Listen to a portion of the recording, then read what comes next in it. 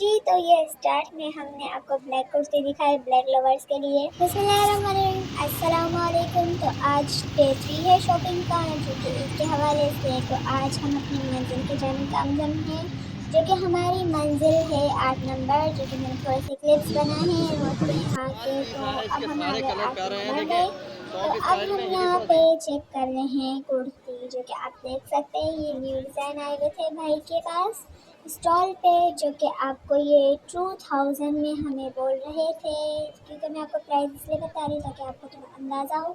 लेकिन हमने इनसे मतलब कि एक्सचेंज करवाई, जो कि हमने 1800 में ये वाली ली। उसके बाद ये दूसरे डिज़ाइन थे जो कि मैं आपको दिखा रही हूँ। और ये ब्लैक वाला तो बहुत ही ज़बरदस्त पीस था, जो कि हमने रिटर्न करवाना था, लेकिन हमने एक्सचेंज करवा लिया। 2000 बोला था, हमने 1800 में। आपने 1800 से 2000 लेके जाने हैं वन ड्रेस के लिए 2 पीसेस।